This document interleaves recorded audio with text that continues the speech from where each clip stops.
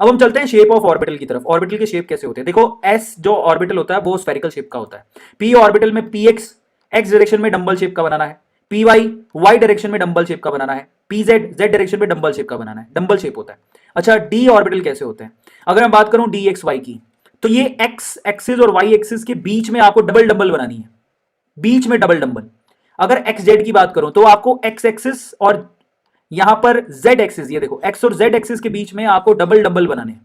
अगर मैं बात करूं डी वाई जेड तो आपको वाई एक्सिस और जेड एक्सिस के बीच में डबल डंबल बनाने हैं। अगर मैं बात करूं D X square Y square तो इसका मतलब वो एक्स और वाई एक्सिस के ऊपर बनेंगे, ये एक्स एक्सिस है ये वाई एक्सिस है, इनके ऊपर डबल डबल डंबल बनाने हैं। अगर मैं बात करूं जेड स्क्वायर की तो आपको जेड एक्सिस में एक डंबल और एक डंबल ऐसा घूमता हुआ सुदर्शन चक्र के जैसा ऐसा। ठीक है, तो अब चलते हैं ऑफ बाउ रूल की तरफ। ऑफ बाउ रूल क्या होता है? देखो भैया, ऑफ बाउ रूल जो है ना, देखो ऑब्वियसली यार मान लो आपके घर पे किसी की शादी है, आपके घर पे किसी की शादी है तो आप यार आपने ना मल्टी स्टोरी घर ले रखा है। सपोज करो कि आप मल्टी स्टोरी घर ले रखा है, ऐसा है ना, ये घर पे किसी की शादी है, मल्टी स्टोरी घर ले रखा है, शादी से ये पहला पहला बिल्डिंग, पहला फ्लैट, दूसरा फ्लैट, तीसरा फ्लैट, ऐसे करके ऊपर तक बना हुआ है। अब पूरी शादी खत्म हो गई, पूरी शादी जब खत्म हो गई तो आप खुद बताओ कि जो आपका पहला मेहमान होगा थका हरा होने के बाद वो कहाँ पे जाके रुकना पसंद करेगा? पहले तो वो ग्राउंड फ्लोर पे जो कमरे खाली हैं वो रुक जाएंगे। मान लो ग्राउंड फ्लोर, क्यों ऐसा क्यों किया उन्होंने? ऐसा वो इसलिए किया क्योंकि उनके पास अब एनर्जी नहीं है, तो जिसकी लोएस्ट एनर्जी है उसमें जाके रुकेंगे। मान लो ग्राउंड फ्लोर पूरा भर गया, तो अब जो मेहमान आएंगे वो कहाँ रुकेंगे? फर्स्ट फ्लोर पे। अब फर्स्ट फ्लोर पूरा भर गया तो मेहमान आएंगे कहाँ रुकेंगे? सेकंड फ्लोर पे। तो मतलब क्या हुआ? ओवबाउ ये कहता है कि इलेक्ट्रॉन को भरने का तरीका क्या है? जिसकी एनर्जी सबसे कम उसमें सबसे पहले इलेक्ट्रॉन भरे जाएंगे। समझ में आ गया? सिंपल, लोअर एनर्जी में पहले इलेक्ट्रॉन भरे जाते हैं, दैट्स इट। और इसके लिए आप n प्लस एल रूल का फॉलो कर सकते हो, जिसके लिए n प्लस एल की वैल्यू कम होती है, ठीक है, लो है, उसमें इलेक्ट्रॉन पहले भरे जाएंगे। मान लो n प्लस एल की वैल्यू सेम आ गई, इन दैट केस आप n की वैल्यू से कंपैरिजन करते हो। समझ में आ गया? जैसे कि मान लो आपके पास दिया हुआ है 3s एंड दिया हुआ है 2p। अगर हम बोलूं कि 3s के लिए n का वैल्यू कितना है तो 3, l का वैल्यू कितना है 0, 2p के लिए n का वैल्यू कितना है 2, l का वैल्यू कितना है 1, टोटल करो 3 प्लस 0 कितना होता है 3, 2 प्लस 1 कितना होता है 3, दोनों के नंबर सेम आ गए, n प्लस l का जो टोटल किया वो सेम आ रहा है। इन दैट केस n की वैल्यू जिसकी कम है उसका एनर्जी कम होगा। n की वैल्यू कम किसकी है? ये रहा भाई साहब, तो इसका मतलब 2p की एनर्जी कम है एज कंपेयर टू 3s। ये प्रूव हो गया। उसके अलावा उसने अपने खुद का एक ऑफ बाउ रूल भी दिया, वो कहता है कि सबसे पहले सबसे कम एनर्जी 1s की होती है, फिर 2s का नंबर आता है, ऐसे करके चलना है आपको, यूं 2s फिर आता है 2p 3s फिर आता है 3p 4s फिर आता है 3d 4p 5s। इसको याद करने का तरीका मैंने बहुत बार बताया हुआ है, इसी को ऑफ बाउ रूल कहते हैं। अब आते हैं पाउली एक्सक्लूजन प्रिंसिपल। पाउली भाई साहब ये कहते हैं कि भैया देखो, किसी भी एटम में ना दो इलेक्ट्रॉन के एड्रेस सेम नहीं हो सकते, चारों क्वांटम नंबर सेम नहीं हो सकते, तीन सेम होते हैं लेकिन चारों सेम नहीं हो सकते। उस दो इलेक्ट्रॉन का एन सेम हो सकता है, एल सेम हो सकता है, एम सेम हो सकता है, लेकिन एस की वैल्यू तो डिफरेंट होगी ही होगी। समझो, मैं अगर तुमसे बोलूं कि तुम्हारे घर में दो लोग रहते हो, तुम दो भाई हो, मैं अगर पूछूं कि ये दोनों भाइयों का एड्रेस सेम है, क्या वो सेम स्ट्रीट में रहते हैं? स्ट्रीट सेम होगी। होम सेम है? हाँ। रूम सेम है? हाँ। लेकिन क्या एक ही बेड पे सोते हो? क्या चल रहा है ये? बेड तो अलग अलग देंगे ना बापूजी। तो बेड अलग अलग दे रहे हैं, इसका मतलब उनका क्या? स्पिन क्वांटम नंबर अलग हो गया। मादा लाडला बिगड़ गया वो नहीं है, तो मादा लाडला बिगड़ा नहीं है। तो इलेक्ट्रॉन की दुनिया में दो बच्चों को अलग अलग बेड दिए जाते हैं। तो ये कहता है कि भैया ऐसा है, आपका प्रिंसिपल क्वांटम नंबर सेम हो सकता है, अजीमुथल सेम हो सकता है, मैग्नेटिक सेम हो सकता है, लेकिन स्पिन क्वांटम नंबर तो अलग होगा ही होगा। तो पाउली ये कहता है कि किसी भी एटम के अंदर दो इलेक्ट्रॉन की क्या नहीं सेम हो सकती? चारों क्वांटम नंबर सेम नहीं हो सकते। एक का प्लस हाफ होएगा तो दूसरे का माइनस हाफ होएगा, एक क्लॉकवाइज घूमेगा तो दूसरा एंटी क्लॉकवाइज घूमेगा, ये तय है। मादा लाडला बिगड़ता नहीं है इत्थे। समझ में आया? तो पाउली एक्सक्लूजन प्रिंसिपल इसको बोलते हैं। पाउली का मतलब ये है कि पाउली ये भी बात बोलता है कि कोई भी मतलब ऐसा नहीं हो सकता किसी एक ही ऑर्बिटल में दोनों इलेक्ट्रॉन जो है क्लॉकवाइज घूम रहे हो, इट इज नॉट पॉसिबल। अगर एक क्लॉकवाइज घूमेगा तो दूसरा एंटी क्लॉकवाइज घूमेगा, तभी स्टेबिलिटी आएगी, अदरवाइज तो आएगी नहीं। समझ में आ गया? इसको पाउली एक्सक्लूजन प्रिंसिपल कहा जाता है। अब आता है हुंड रूल। हुंड रूल भी बहुत स्पेशल था। हुंड भाई साहब क्या कहते हैं? Hund rule of maximum multiplicity. वो ये कहता है कि इलेक्ट्रॉन को भरने का तरीका होता है, ऐसे थोड़ी तुम कुछ भी भरते जाओगे। वो ये कहता है कि अगर मान लो कि अगर बात करें पी की, तो पी सबशेल में पी 3 ऑर्बिटल्स होते हैं, तो जब आप इसमें इलेक्ट्रॉन भरने जाओगे तो एक इसको दोगे तो फिर ऐसा नहीं कि दूसरा इसी को दे दोगे, दूसरा यहां भरोगे, इक्वल डिस्ट्रीब्यूशन करोगे ताकि कोई नाराज नहीं हो जाए, तीसरा यहां भरोगे।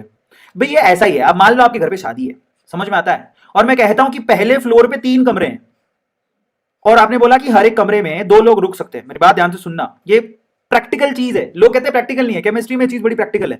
मैं आपसे कहूं कि आपके घर पे शादी है और आपने मल्टी स्टोरी बिल्डिंग ले ली और पहले जो पहला वाला ग्राउंड फ्लोर है उसमें 3 कमरे हैं और ऐसा इंस्ट्रक्शन दिया गया कि हर एक कमरे में 2 लोग रुक सकते हैं। तो अगर कोई पहला आदमी आया तो वो क्या ट्राई करेगा, क्योंकि पहला आदमी आ रहा है तो वो ये ट्राई करेगा कि भैया चलो पहला रूम ले लो, तो आ जाएगा।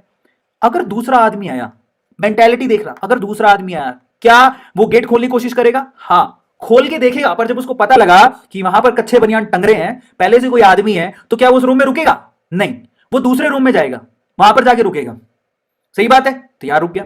अब मान लो कोई तीसरा आदमी आया, उसने पहले वाले रूम में जाके झांके देखा, उसको देखा भाई कच्चे बनियान सूख रहे हैं यहाँ, तो आदमी रुका हुआ है। दूसरे वाले में गया, उसमें भी कच्चे बनियान सूख रहे थे, तो उसमें भी रुका हुआ है। जब तीसरे वाले में गया तो वो साफ सुथरा लगा, तो यहां रुक गया। तो बेसिकली यहां पर हुंड रूल फॉलो हो रहा है।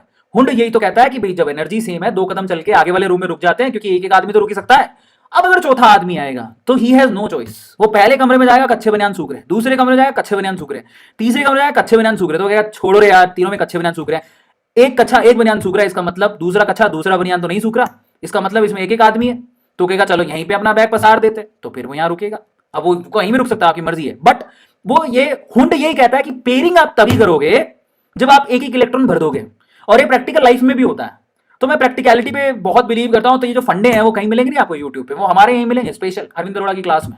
समझ में आ गया, बड़ी प्रैक्टिकल चीज है, और आपको भी पता कि ऐसा होता है। जाओ कभी शादियों में गए नहीं हो क्या तुम लोग, जाओ तो मालूम पड़ जाएगा। ठीक है, इट्स वेरी सिंपल। तो इसको हुंड रूल बोलते हैं। हुंड रूल ये कहता है कि भैया कमरे भरने के तरीके होते हैं, पहले जब तीनों को एक एक दे दोगे तब आएगा कोई दूसरा, अदरवाइज नहीं भरोगे। इसको हुंड रूल कहते हैं। Is it clear to all of you? और अच्छा, उसी के हिसाब से स्टेबिलिटी की बात भी कर लेते हैं। जब इलेक्ट्रॉनिक कॉन्फ़िगरेशन भरते हो तो हाफ फील्ड और फुल्ली फील्ड ज्यादा स्टेबल होते हैं। तो अगर कोई 4 इलेक्ट्रॉन वाला दिख रहा है और अगर पॉसिबिलिटी बनती है तो एक इलेक्ट्रॉन इसको देके उसको क्या करो, हाफ फील्ड कर दो और साथ में उसको ज्यादा स्टेबल कर दो। Is it clear? तो ये तरीके होते हैं, जैसे कि मैं आपको समझाता हूं ये कहां पे रूल लागू होता है। तो अब इस हिसाब से अपने को इलेक्ट्रॉनिक कॉन्फ़िगरेशन लिखने हैं। ठीक है, अब मैं आपको 2 ही केस कराऊंगा, एक तो क्रोमियम का और एक कॉपर का। तो क्रोमियम का एटॉमिक नंबर होता है 24, कॉपर का एटॉमिक नंबर होता है 29। अब कैसे भरोगे? 24 इलेक्ट्रॉन भरने, पहले किसका नंबर आएगा? पहले अपन क्या लगाएंगे? ओफ बाउ रूल। 1s में 2 इलेक्ट्रॉन भर दिए। अच्छा, s में 2 ही इलेक्ट्रॉन भरे जा सकते हैं, p में टोटल 6 इलेक्ट्रॉन भरे जा सकते हैं, d में टोटल 10 इलेक्ट्रॉन और f में टोटल 14 इलेक्ट्रॉन भरे जा सकते हैं। हमें 24 भरने। पहले 1s का नंबर आएगा, 2 भर दिए।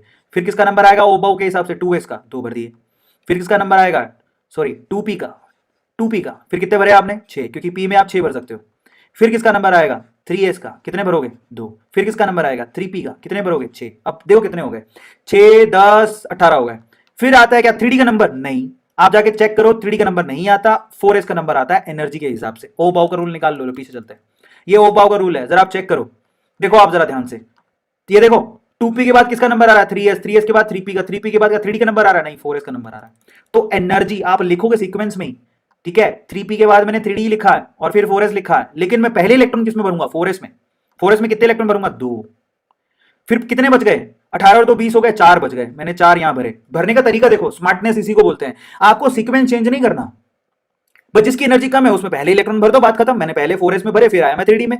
तो बाहर जाके अंदर आना, ये बहुत ही इंपॉर्टेंट कॉन्सेप्ट है, याद रखना कि पहले बाहर जाते हैं क्रोमियम, फिर अंदर आते हैं। ये सब बहुतों के साथ होता है, पर यहां पर सीन क्या देखो, 3d के अंदर 4 है, तो आपकी स्टेबिलिटी के लिए एक ऐसे इलेक्ट्रॉन को यहां पे डाल दिया गया ताकि ये कॉन्फ़िगरेशन ठीक हो जाए। तो यहां से यहां तक तो ठीक था, 3d के अंदर 5 कर दिए गए ताकि हाफ फील्ड हो जाए, और 4s में एक ही रह गया।